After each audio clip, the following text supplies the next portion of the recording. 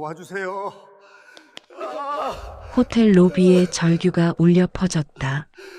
칠순을 넘긴 강태준 회장이 턱시도를 입은 채 가슴을 움켜쥐며 무릎을 꿇고 있었다.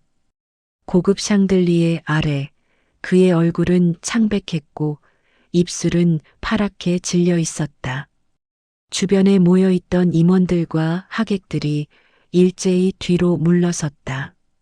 강태준의 손이 허공을 더듬었다. 누구라도 제발겨. 하지만 아무도 다가오지 않았다. 오히려 사람들은 서로의 눈치를 보며 하나둘 자리를 떴다. 민경호 전무가 재빨리 휴대폰을 꺼내 누군가에게 문자를 보내는 모습이 보였다. 혜란 이사는 핸드백을 꽉 쥔 채 뒷걸음질 쳤다. 불과 1분 전까지 회장을 둘러싸고 아첨하던 얼굴들이 이제는 모두 등을 돌렸다. 강태준은 흐려지는 시야 속에서 도망치는 사람들의 뒷모습을 바라봤다. 그가 평생 믿었던 사람들, 가족처럼 여겼던 임원들, 수십 년을 함께한 동료들, 그 누구도 그에게 손을 내밀지 않았다. 로비는 순식간에 텅 비었고 차가운 대리석 바닥에는 그만 홀로 남았다. 이게 내 인생이었나? 그가 중얼거렸다. 손끝이 차갑게 식어갔다. 호흡이 가빠졌다. 이대로 죽는 건가? 아무도 없는 이곳에서 혼자. 바로 그때였다. 복도 저편에서 급한 발소리가 들려왔다. 누군가 달려오고 있었다. 강태준은 희미하게 눈을 떴다. 회장님! 회장님! 낡은 청소복을 입은 한 여인이 숨을 헐떡이며 그에게 달려왔다. 50대 후반으로 보이는 그 여인의 얼굴에는 땀이 흥건했고 눈가에는 주름이 깊게 패여 있었다. 여인은 무릎을 꿇고 강태준의 몸을 부축했다. 그녀의 손은 거칠었지만 그 온기는 놀라울 만큼 따뜻했다. 괜찮으세요? 제가 지금 구급차 불렀어요. 곧 올 거예요. 정숙의 목소리는 떨렸지만 단호했다. 그녀는 재킷을 벗어 강태준의 몸에 덮어주었다.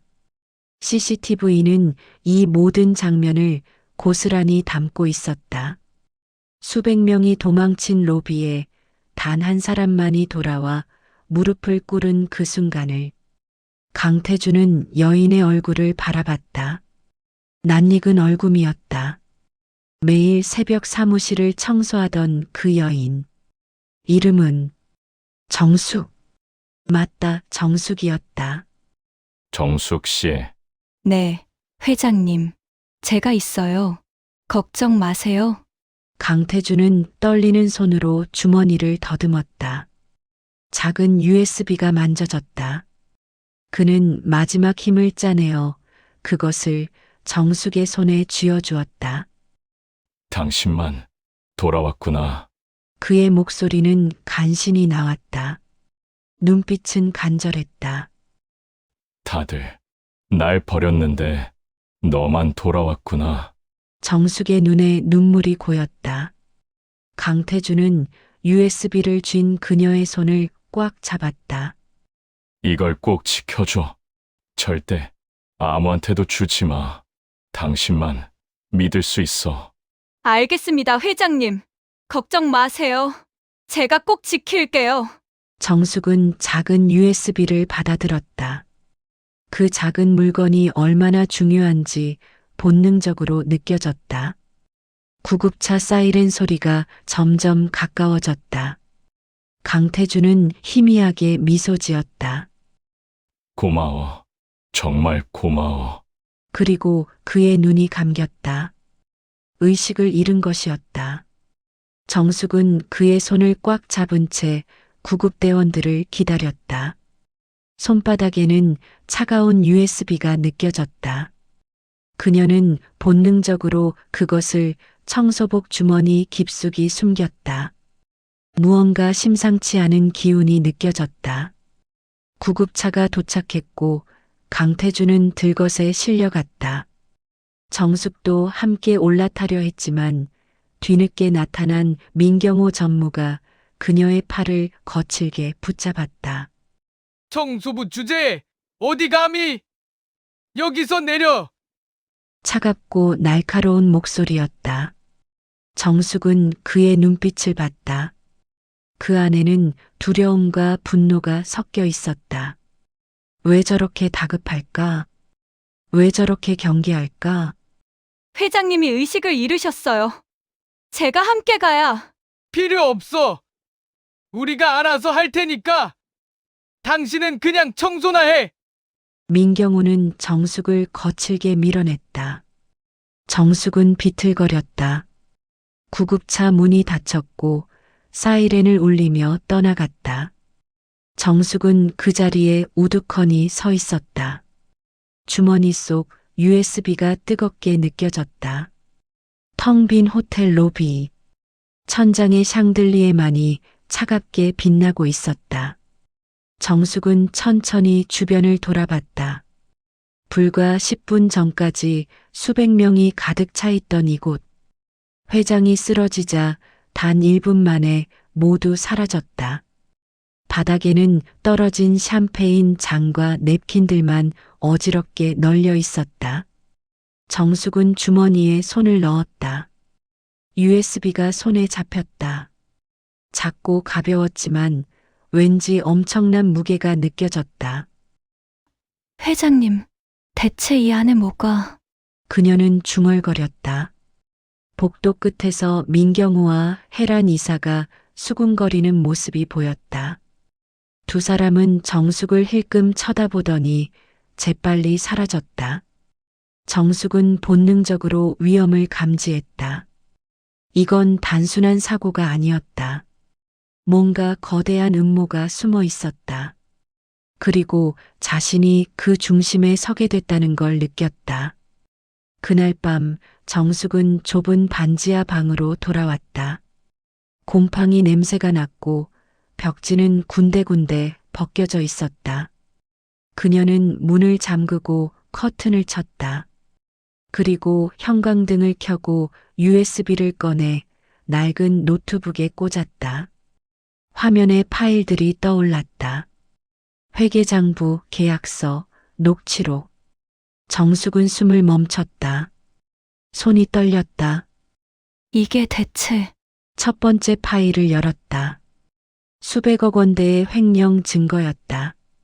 민경호를 비롯한 임원진이 회사 자금을 빼돌린 기록이 낱낱이 담겨 있었다. 가짜 거래처, 허위 계약서, 비자금 계좌. 모든 증거가 완벽하게 정리되어 있었다.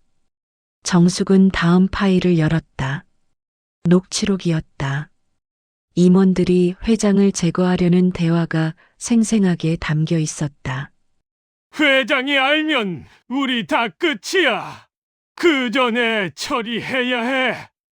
방법이 뭐가 있겠어? 사고로 만들면 돼.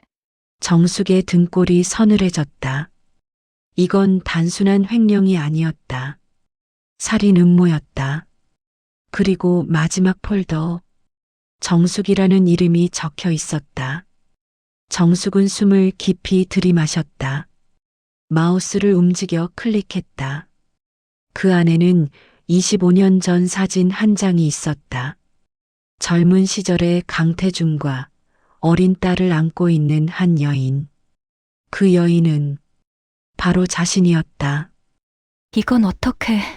정숙의 눈에서 눈물이 흘러내렸다. 잊고 싶었던 과거가 한순간에 밀려왔다. 사진 속 딸의 얼굴. 생후 6개월이었던 그 아이. 폐렴으로 죽어가던 그 겨울. 사진 파일과 함께 메모가 붙어 있었다. 정숙 씨, 당신이 이 파일을 보고 있다면 내가 위험에 처한 것입니다. 25년 전 병원 앞에서 당신을 만난 그날을 기억합니다. 당신의 눈빛을 잊을 수 없었습니다. 이 USB에는 모든 진실이 담겨 있습니다. 당신만이 이 일을 끝낼 수 있습니다. 부탁합니다. 정숙은 화면을 응시했다. 심장이 미친 듯이 뛰었다. 강태준은 모든 걸 알고 있었다. 자신이 누군지, 과거에 무슨 일이 있었는지, 그리고 자신에게 이 거대한 짐을 맡긴 것이었다. 창밖으로 차 한 대가 천천히 지나갔다. 정숙은 재빨리 노트북을 닫고 불을 껐다. 누군가 자신을 감시하고 있다는 느낌이 들었다. 어둠 속에서 정숙은 USB를 꽉 쥐었다. 떨렸다. 두려웠다. 하지만 동시에 뜨거운 무언가가 가슴 속에서 타올랐다. 회장님, 저 혼자 할 수 있을까요? 속삭임이 어둠 속으로 사라졌다. 밖에서는 빗소리가 들렸다. 긴 밤이 시작되고 있었다. 25년 전 정숙은 28배 젊은 엄마였다. 남편은 사기를 당해 빚더미에 앉았고 결국 세상을 등졌다. 남은 건 생후 6개월 된 딸 하나와 눈덩이처럼 불어난 빚뿐이었다. 정숙은 딸을 업고 찬바람이 몰아치는 거리를 헤맸다. 밤마다 쪽방에서 딸의 기침 소리를 들으며 울었다. 분유 살 돈도 병원비도 없었다. 채권자들은 하루가 멀다 하고 찾아와 협박했다. 정숙은 온갖 일을 했다. 새벽 청소, 식당 설거지, 전단지 돌리기. 하루 18시간을 일해도 빚은 줄지 않았다. 그해 겨울 딸이 폐렴에 걸렸다. 정숙은 딸을 안고 병원 응급실로 뛰어갔다. 하지만 병원비를 낼 수 없었다. 의사는 고개를 저었다. 당장 입원해야 합니다. 늦으면 위험해요. 선생님, 제발 일주일만 시간을 주세요. 제가 돈을 마련할게요. 정숙은 무릎을 꿇었다. 하지만 병원은 냉정했다. 결국 그녀는 딸을 안고 병원 밖으로 쫓겨났다. 눈이 내렸다. 하얀 눈발 속에서 딸은 축 늘어져 있었다. 정숙은 미친 듯이 울었다. 바로 그때 한 남자가 다가왔다. 검은 코트를 입은 40대 남자. 강태준이었다. 당시 그는 중견기업 이사였다. 무슨 일이십니까? 정숙은 고개를 들었다. 눈물 범벅인 얼굴로 사정을 털어놨다. 강태준은 아무 말 없이 지갑을 꺼냈다. 그리고 현금 다발을 정숙의 손에 쥐어줬다. 병원비 쓰세요. 아이가 먼저입니다. 이건 갚지 않으셔도 됩니다. 그냥 아이를 살리세요. 강태준은 돌아서서 사라졌다. 정숙은 그 돈으로 딸을 치료했다. 일주일 뒤 딸은 기적처럼 건강을 되찾았다. 정숙은 평생 그 은혜를 잊을 수 없었다. 하지만 세월은 잔인했다. 딸은 20살의 교통사고로 세상을 떠났다. 정숙은 모든 걸 잃었다. 살아갈 이유도 희망도 없었다. 그저 하루하루를 견뎠다. 청소부로 일하며 근근히 생활했다. 그러던 어느 날 강태준이 운영하는 회사에 청소 용역으로 들어가게 됐다. 25년 만에 재회. 하지만 강태준은 정숙을 기억하지 못했다. 세월이 그녀를 너무 많이 바꿔놓았다. 주름진 얼굴, 굽은 허리, 거친 손. 그녀는 그저 수많은 청소부 중 한 명일 뿐이었다. 정숙은 말하지 않았다. 과거를 꺼내봤자 민망할 뿐이었다. 그저 묵묵히 청소를 했다. 새벽 5시에 출근해 회장실을 닫고 복도를 쓸고 화장실을 청소했다. 가끔 강태준과 복도에서 마주쳤지만 그는 그녀를 스쳐 지나갔다. 그렇게 3년이 흘렀다. 정숙에게 그 회사는 마지막 삶의 터전이었다. 많진 않았지만 월급은 꼬박꼬박 나왔고 좁은 반지하 방을 유지할 수 있었다. 그걸로 충분했다. 그런데 최근 몇 달 회사 분위기가 이상했다. 임원들이 수군거리는 소리가 들렸고 강태준 회장은 날이 갈수록 초췌해졌다. 정숙은 새벽 청소를 하면서 회장실 쓰레기통에서 찢어진 서류 조각들을 봤다. 횡령, 비자금, 배임. 무서운 단어들이 적혀 있었다. 그리고 오늘 회장이 쓰러졌다. 모두가 도망쳤지만 정숙만은 돌아왔다.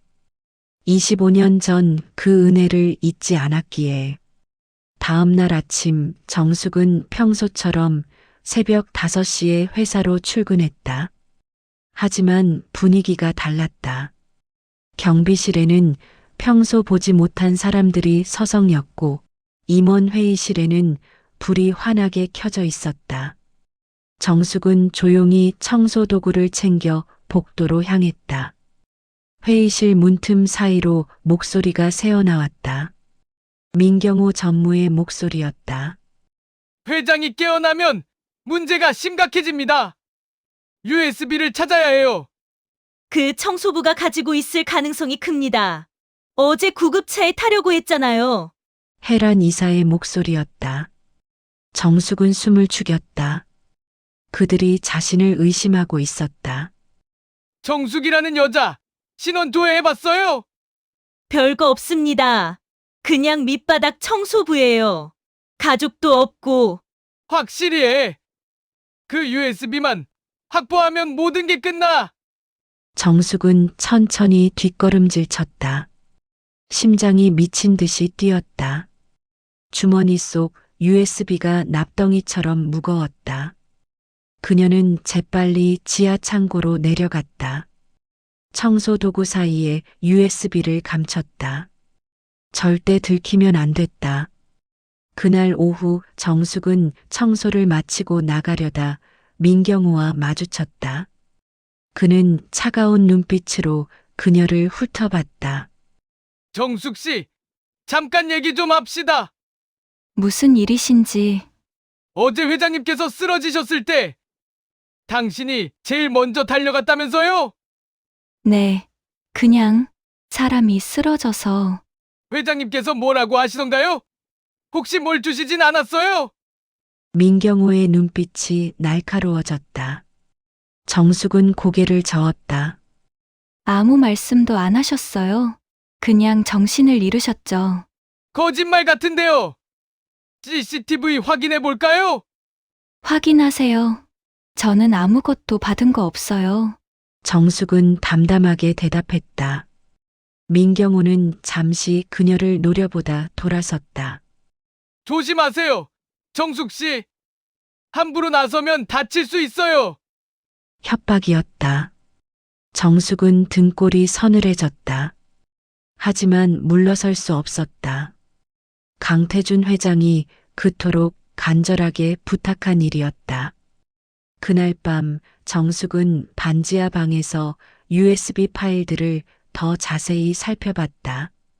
민경호와 해란 이사를 비롯해 총 5명의 임원이 5년간 회사 돈 380억 원을 빼돌렸다. 가짜 거래처를 만들고 허위 계약서를 작성하고 회사 자금을 개인 계좌로 이체했다. 더 충격적인 건 강태준 회장이 이 사실을 6개월 전부터 알고 있었다는 거였다. 그는 조용히 증거를 수집했고 이 USB에 모든 걸 담았다. 하지만 임원들이 눈치채기 전에 쓰러진 것이었다. 정숙은 파일 하나를 더 열었다. 내부 고발자 명단이라는 제목이었다. 그 안에는 3사람의 이름이 있었다. 그리고 그들 모두 지난 2년간 의문의 사고로 죽거나 실종됐다는 메모가 붙어 있었다. 이 사람들, 사람을 죽였어. 정숙의 손이 떨렸다. 이건 단순한 횡령이 아니었다. 살인까지 저지른 범죄 조직이었다. 그날 밤 정숙은 잠들 수 없었다. USB 속 사진이 자꾸 떠올랐다. 25년 전 딸을 안고 있던 그 사진. 왜 강태준은 그 사진을 USB에 넣어둔 걸까? 새벽 2시 정숙은 다시 노트북을 켰다. 사진 파일을 열고 확대해서 구석구석 살펴봤다. 그리고 발견했다. 사진 뒷배경에 흐릿하게 찍힌 또 다른 사람. 정숙은 숨을 멈췄다. 그 사람은 민경호였다. 젊은 시절의 민경호. 그는 병원 주차장에서 누군가와 통화하고 있었다. 정숙은 기억을 더듬었다. 그날 병원 밖에서 강태준을 만났을 때 차 안에 누군가 더 있었다. 조수석에 앉아있던 젊은 남자. 설마 정숙은 다른 파일들을 뒤지기 시작했다. 그리고 찾아냈다. 25년 전 신문기사 스크랩. 대형 사기 사건, 피해자 수백 명. 그 사건의 주모자 명단에 민경호의 이름이 있었다. 하지만 그는 증거 불충분으로 풀려났고 이후 강태준의 회사에 입사했다. 정숙의 머릿속이 복잡해졌다. 25년 전 남편을 죽음으로 몰고 간 사기 사건. 그 배후에 민경호가 있었다는 말인가? 그렇다면 강태준은 이 사실을 알고 있었던 걸까? 파일을 더 열어보니 강태준의 메모가 있었다. 민경호, 25년 전 사기 사건 연루. 내가 구해준 그 여인의 남편이 피해자였다. 당시엔 몰랐다. 5년 전 우연히 알게 됐다. 그 여인이 지금 우리 회사 청소부로 일하고 있다. 정수, 내가 그녀에게 빚을 졌다. 민경호가 회사를 좀먹고 있다.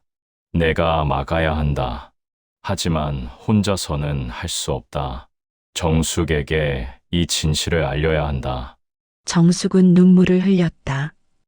강태준은 모든 걸 알고 있었다. 자신의 정체도, 과거의 아픔도, 민경호의 악행도. 그리고 그는 정숙에게 복수할 기회를 주려 했던 것이었다. 회장님, 정숙은 USB를 꽉 쥐었다. 이제 알았다. 왜 강태준이 그토록 간절하게 이것을 맡겼는지. 이건 단순한 증거가 아니었다. 이건 정숙의 인생을 되찾을 수 있는 유일한 열쇠였다. 다음 날 정숙은 병원으로 향했다. 중환자실에 입원한 강태준을 만나야 했다. 하지만 병실 앞에는 경비가 서 있었다. 민경호가 사람을 배치한 것이었다. 면회 불가입니다. 저는 회장님의 지인인데요. 가족 외면회 금지라고요. 돌아가세요. 정숙은 할 수 없이 발걸음을 돌렸다. 하지만 포기할 수 없었다. 그녀는 병원 뒷문으로 돌아가 간호사 복장을 훔쳐 입었다. 그리고 조용히 중환자실로 들어갔다. 강태준은 산소호흡기를 끼고 누워 있었다. 창백한 얼굴이었다.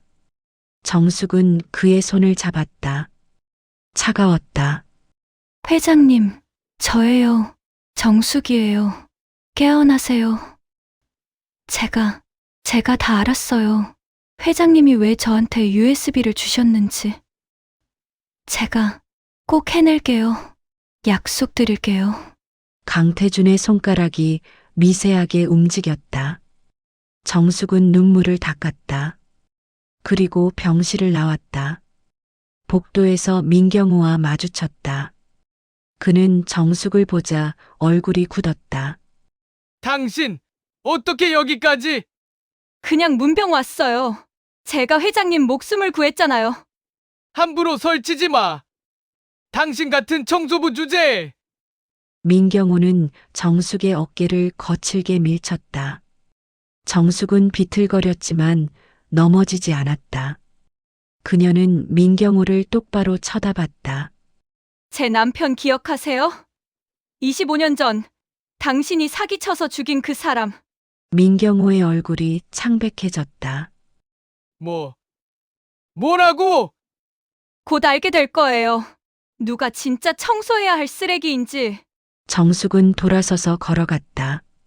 민경호는 그 자리에 얼어붙었다. 병원을 나온 정숙은 공중전화 부스로 향했다. USB에 저장된 연락처 중 하나에 전화를 걸었다. 강태준이 믿을 수 있는 사람이라고 메모해둔 변호사 윤석진이었다. 여보세요? 변호사님, 저는 강태준 회장님의 부탁으로 연락드립니다. 잠시 침묵이 흘렀다. 그리고 낮은 목소리가 들려왔다. 회장님께서 무사하신가요? 중환자실에 계세요. 하지만 저한테 뭔가를 맡기셨어요. 만납시다. 지금 당장. 1시간 후 정숙은 조용한 카페에서 윤석진을 만났다. 40대 중반의 단정한 남자였다. 정숙은 USB를 꺼내 보여줬다. 이게 뭡니까?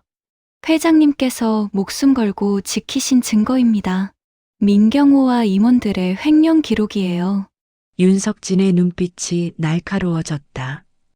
그는 USB를 받아 노트북에 꽂았다. 파일들을 훑어보더니 깊은 한숨을 내쉬었다. 이 정도면 전부 구속입니다. 최소 징역 15년. 고발할 수 있나요? 가능합니다. 하지만 위험해요. 이 사람들 가만히 있지 않을 겁니다. 상관없어요. 전 이미 잃을 게 없는 사람이에요. 윤석진은 정숙을 바라봤다. 그녀의 눈빛에는 확고한 결의가 담겨 있었다. 알겠습니다. 함께 하죠. 그날부터 정숙과 윤석진은 비밀리에 움직였다. 검찰에 제출할 고발장을 준비하고 추가 증거를 수집했다. 정숙은 평소처럼 회사에 출근해 청소를 하면서 임원들의 동태를 살폈다. 민경호는 점점 초조해했다. 그는 회사 곳곳에 CCTV를 추가 설치했고 정숙의 사물함을 몰래 뒤지기도 했다. 하지만 아무것도 찾지 못했다. 그 여자 뭔가 숨기고 있어. 민경호는 혜란 이사에게 말했다. 확실하게 처리하시죠. 청소부 한 명쯤이야. 아직은 아니야. 혹시 모르니까 일단 감시해. 그들은 정숙을 미행하기 시작했다. 하지만 정숙은 이미 눈치채고 있었다. 그녀는 일부러 평범한 일상을 반복했다. 출퇴근, 장보기, 반지하 방으로 돌아가기. 어떤 의심스러운 행동도 하지 않았다. 한편 병원에서는 강태준의 상태가 조금씩 나아지고 있었다. 의식은 아직 돌아오지 않았지만 생명은 위독하지 않았다. 민경호는 초조해했다. 회장이 깨어나면 모든 게 끝이었다. 회장님을 옮겨야 합니다. 우리가 통제할 수 있는 병원으로? 미친 짓 하지 마. 지금 옮기면 더 의심받아. 그럼 어떻게 해? 회장이 깨어나면 우리 다 끝이야. 민경호와 혜라는 매일 밤 모여 대책을 논의했다.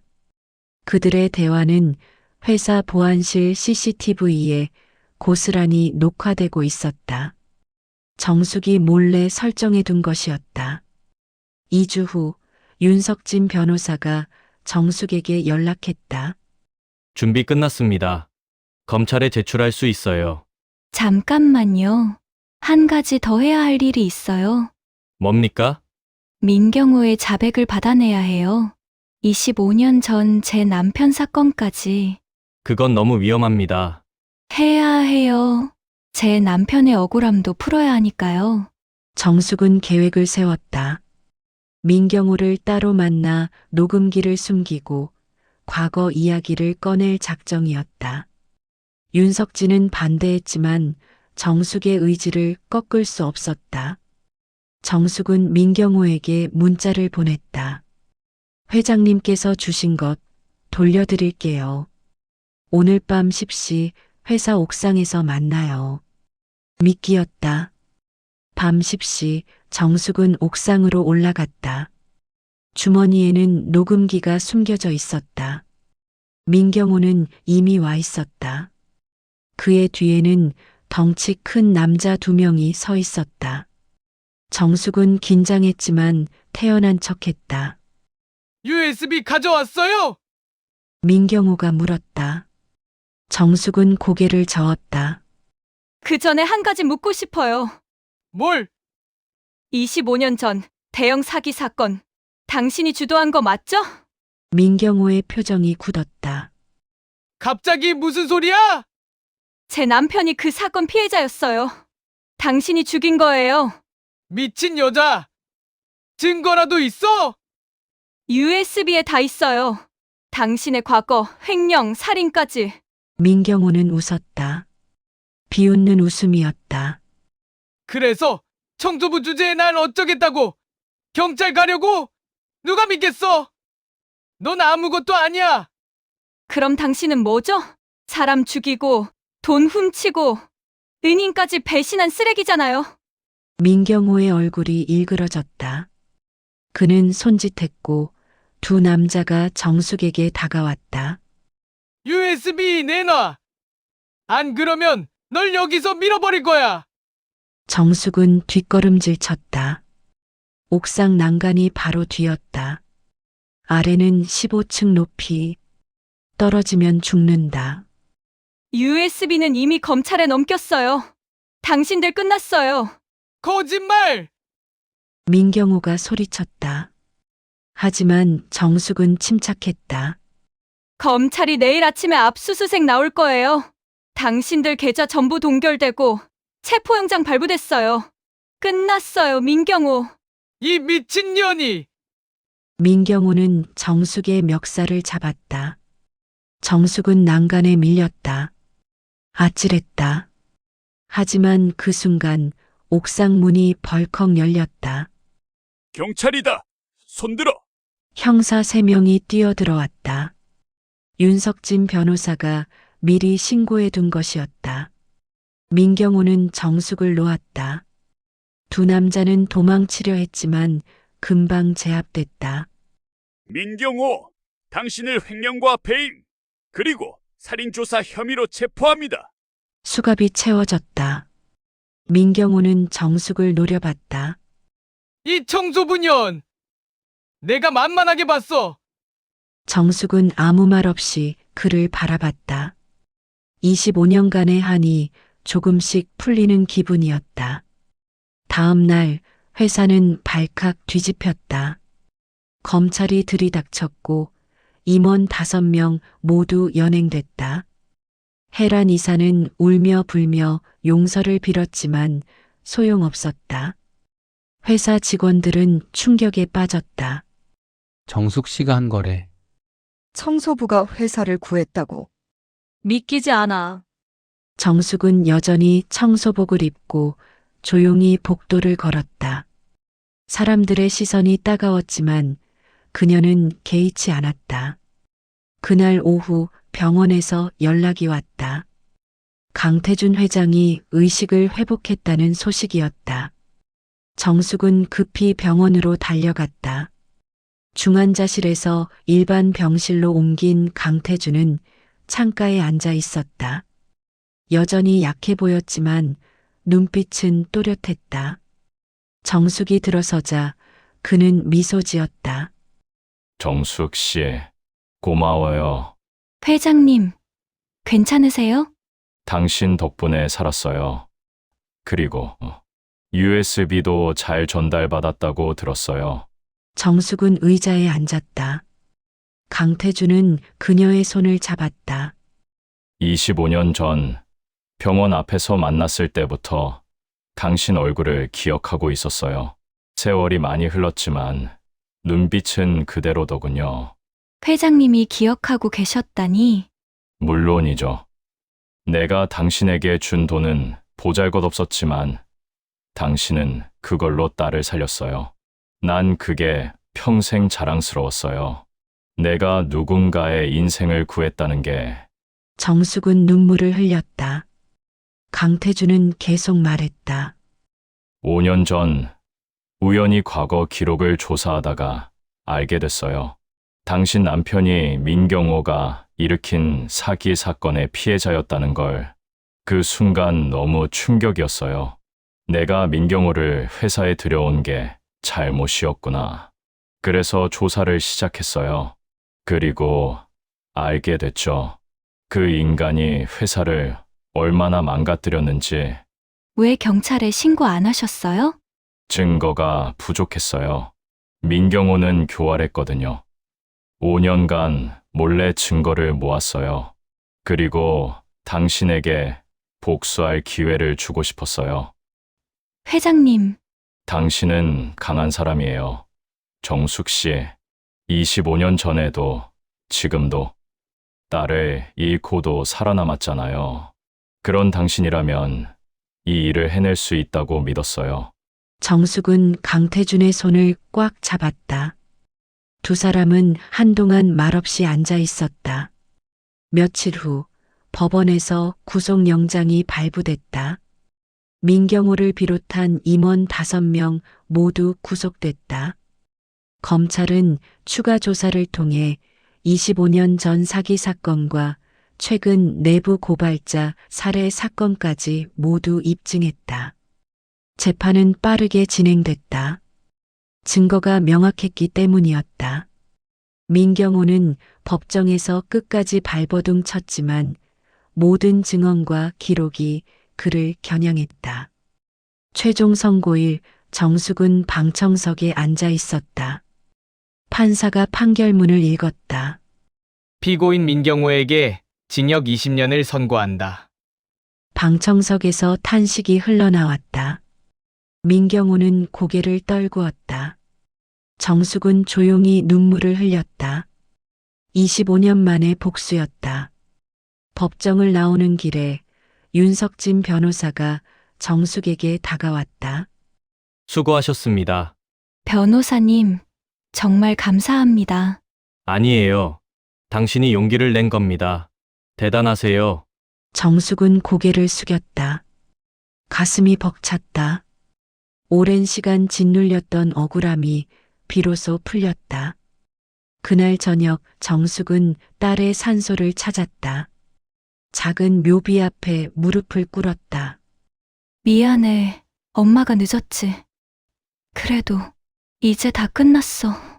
내 아빠 억울함도 풀었고 나쁜 사람들도 다 벌 받았어. 이제 엄마도 조금은 편히 살 수 있을 것 같아. 바람이 불었다. 정숙은 딸의 사진을 쓰다듬었다. 웃고 있는 어린 얼굴. 이제는 평화롭게 쉴 수 있을 것 같았다. 2개월 후 강태준은 완전히 회복해 회사로 복귀했다. 비리 임원들이 빠진 자리에 정직한 사람들이 채워졌고 회사는 다시 안정을 찾았다. 어느 날 아침 강태준은 정숙을 회장실로 불렀다. 정숙은 청소복을 입고 들어갔다. 정숙 씨, 앉으세요. 무슨 일이세요? 회장님? 강태준은 서류 봉투를 건넸다. 이게 뭔가요? 열어보세요. 정숙은 봉투를 열었다. 안에는 임명장이 들어 있었다. 경영지원실 고문. 정숙은 눈을 크게 떴다. 회장님, 이건 당신은 이 회사를 구했어요. 청소부로 남아있을 사람이 아니에요. 이제 정당한 대우를 받으세요. 저는 학력도 없고 경력도 없는데 당신에겐 더 중요한 게 있어요. 정직함과 용기. 그게 이 회사에 가장 필요한 겁니다. 정숙은 눈물을 흘렸다. 강태준은 미소 지었다. 월급도 올려드릴게요. 그리고 회사 근처에 아파트 하나 마련해뒀어요. 반지하는 이제 그만 나오세요. 회장님, 너무 과분해요. 과분하지 않아요. 당신이 받아야 할 것들이에요. 정숙은 임명장을 가슴에 안았다. 50년 인생에서 처음으로 받는 정당한 인정이었다. 그날 오후 정숙은 새 사무실로 이사했다. 창문이 큰 밝은 방이었다. 책상 위에는 명패가 놓여 있었다. 경영지원실 고문 정숙. 동료들이 축하 인사를 건넸다. 처음에는 청소부를 얕잡아 보던 사람들도 이제는 존중의 눈빛으로 그녀를 바라봤다. 정숙은 어색했지만 천천히 적응해 갔다. 저녁 정숙은 새 아파트로 향했다. 15평짜리 작은 아파트였지만 따뜻하고 깨끗했다. 햇빛이 잘 들었고 곰팡이 냄새도 나지 않았다. 정숙은 거실 바닥에 앉아 눈물을 흘렸다. 드디어 사람답게 사는 거구나. 그날 밤 정숙은 딸의 사진을 꺼내 책상 위에 올려놨다. 그리고 작은 편지를 썼다. 사랑하는 내 딸아, 엄마가 이제 조금은 떳떳해졌어. 내가 자랑스러워할 만한 사람이 된 것 같아. 비록 내가 없지만 엄마는 열심히 살아갈게. 내 아빠와 내가 하늘에서 지켜봐줘. 한 달 후 회사는 창립 30주년 기념식을 열었다. 강태주는 단상에 올라 직원들 앞에서 말했다. 지난 몇 달간 우리 회사는 큰 위기를 겪었습니다. 하지만 한 사람의 용기 덕분에 우리는 다시 일어설 수 있었습니다. 정숙 고문님, 앞으로 나와 주시겠습니까? 정숙은 놀라 주위를 둘러봤다. 동료들이 박수를 치며 그녀를 격려했다. 정숙은 천천히 단상으로 걸어갔다.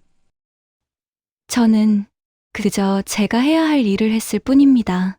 정숙의 목소리는 떨렸지만 확고했다. 회장님께서 25년 전 제 딸을 살려주셨습니다. 그 은혜를 평생 잊을 수 없었어요. 그래서 회장님이 쓰러지셨을 때 달려갈 수밖에 없었어요. 제가 한 건 그저 당연한 일이었습니다.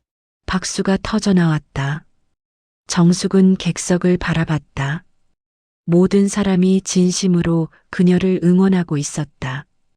기념식이 끝난 후 정숙은 옥상으로 올라갔다. 서울 야경이 펼쳐졌다. 반짝이는 불빛들 사이로 바람이 불었다.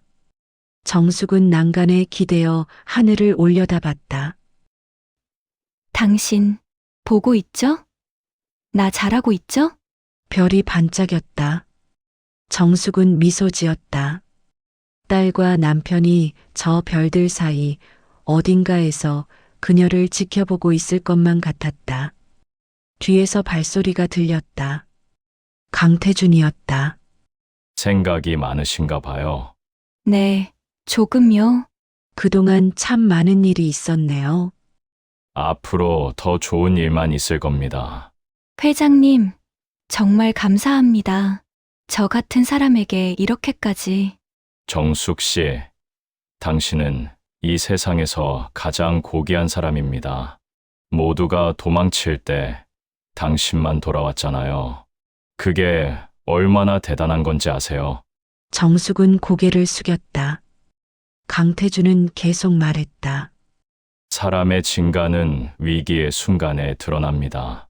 당신은 그 순간, 인간으로서 가장 아름다운 선택을 했어요. 그걸 평생 자랑스러워 하세요. 두 사람은 한동안 야경을 바라보며 서 있었다. 찬바람이 불었지만 마음은 따뜻했다. 6개월 후 정숙은 회사에서 인정받는 고문이 되어 있었다. 그녀는 직원들의 고충을 들어주고 회사의 윤리 경영을 감독했다. 누구보다 정직하고 누구보다 따뜻한 사람이었다. 어느 봄날 오후 정숙은 딸의 산소를 다시 찾았다. 꽃을 한 알을 안고 무릎을 꿇었다. 우리 딸아, 엄마 요즘 정말 행복해. 사람들이 날 존중해주고 떳떳하게 일할 수 있어. 내가 살아있었으면 얼마나 좋았을까. 같이 이 기쁨을 나눴을 텐데. 바람이 불었다. 벚꽃잎이 흩날렸다. 정숙은 눈을 감았다. 딸의 웃음소리가 들리는 것만 같았다. 엄마, 잘했어. 정말 잘했어. 정숙은 눈을 떴다. 하늘은 맑았고 세상은 따뜻했다. 그녀는 일어나 산소를 쓰다듬었다. 그리고 돌아섰다. 이제는 앞을 보고 걸어갈 시간이었다. 회사로 돌아가는 길, 정숙은 거리를 천천히 걸었다. 지나가는 사람들이 그녀에게 인사했다. 정숙은 미소로 답했다. 50년 인생에서 처음으로 그녀는 진정으로 자신이 가치 있는 사람이라고 느꼈다. 회사 입구에서 강태준이 기다리고 있었다. 정숙 고모님, 오늘 저녁 식사 함께 하시죠. 제가 감사 인사를 제대로 드려야죠. 회장님, 괜찮습니다. 이미 너무 많이 받았어요. 아니에요. 이건 제 마음입니다. 당신은 제 생명의 은인이에요. 정숙은 고개를 끄덕였다. 두 사람은 나란히 걸었다. 석양이 그들의 뒷모습을 비췄다. 그날 저녁 식당에서 강태준은 잔을 들었다. 정숙 씨, 당신은 제게 인생의 진정한 의미를 가르쳐 줬어요. 돈도 권력도 명예도 아닌 것, 바로 사람입니다. 사람을 향한 진심, 그게 가장 소중한 겁니다. 정숙도 잔을 들었다. 저야말로 배웁니다, 회장님. 은혜를 베푸는 것, 그리고 그 은혜가 돌고 도는 것. 이 세상은 결국 선한 사람들이 만들어가는 거라는 걸요. 두 잔이 부딪혔다. 따뜻한 불빛 아래 두 사람은 오래도록 이야기를 나눴다. 밤 정숙은 아파트로 돌아와 창문을 열었다. 시원한 바람이 들어왔다. 그녀는 딸의 사진을 바라보며 속삭였다. 고마워. 내 딸아, 내가 있었기에 엄마가 견딜 수 있었어. 이제 엄마는 괜찮아. 정말 괜찮아. 정숙은 잠자리에 들었다. 오랜만에 악몽 없이 편안하게 잠들었다. 새벽 햇살이 방 안을 비쳤다. 정숙은 눈을 떴다. 새로운 하루가 시작됐다. 그녀는 일어나 거울을 봤다. 주름진 얼굴이지만 눈빛은 밝았다. 정숙은 미소 지었다. 이제는 당당했다. 이제는 행복했다. 좋아. 오늘도 힘내자. 정숙은 옷을 갈아입고 집을 나섰다. 회사로 향하는 길, 그녀의 발걸음은 가벼웠다. 하늘은 맑았고 바람은 따뜻했다. 회장이 쓰러진 그날, 단 한 사람만이 돌아왔다. 그 한 사람이 모든 걸 바꿨다. 정의는 승리했고 선함은 보상받았다. 그리고 한 여인은 마침내 자신의 인생을 되찾았다. 오늘의 이야기가 마음에 울림을 드렸다면 부디 구독과 좋아요로 함께해 주시길 부탁드립니다. 여러분의 따뜻한 응원은 또 다른 분께 위로와 용기를 전하는 작은 등불이 됩니다. 그리고 지금 이 영상을 어느 곳에서 보고 계신지 댓글로 남겨주시면 그 자리마다 평안과 복이 가득하시길 진심으로 기원드립니다.